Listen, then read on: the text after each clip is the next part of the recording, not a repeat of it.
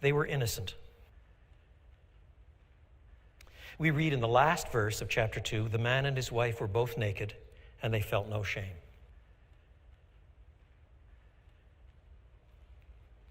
I'm sure you've seen these line-drawing cartoons of Adam and Eve in the garden, and there's a little snake coming and an apple hanging down from somewhere. And in these line diagrams, you don't want to make them indecent. So the woman's hair covers her breasts appropriately, and fig leaves and other branches, they cover the man, the appropriate slots and so forth. And then there's some one-liner to it, and we all giggle. But what does nakedness signify here? Do you know that there is a theory to nudist colonies?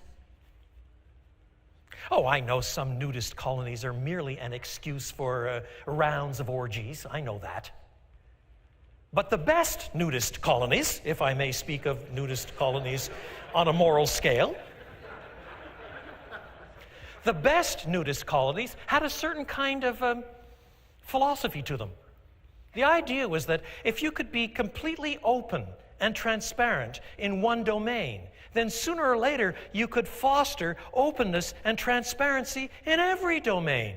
So we begin with physical transparency, complete openness, and maybe down the road we'll all become wonderfully open, candid, honest, caring, loving people.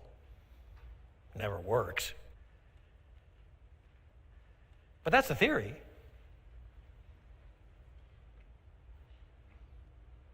And it's that association that is behind this text. These two had nothing to hide, and therefore nothing to be ashamed of. Tell me, you men, would you like your mother, wife, daughter to know absolutely everything you think and feel? You women, would you like your father, husband, son to know absolutely everything you think and feel? Or even across the same genders?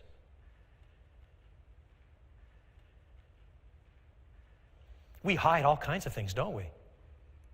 Because we have so much of which we ought to be ashamed. What would it be like never, ever, ever to have told a lie? Never, ever, ever to have nurtured bitterness. Never, ever, ever to have succumbed to controlling lust. Never, ever, ever to be burning up with hate. Never to be puffed up in arrogance. Always to be loving God with heart and soul and mind and strength. Always, always to be loving the other as yourself. Then you'd have absolutely nothing to be ashamed of. You'd be naked.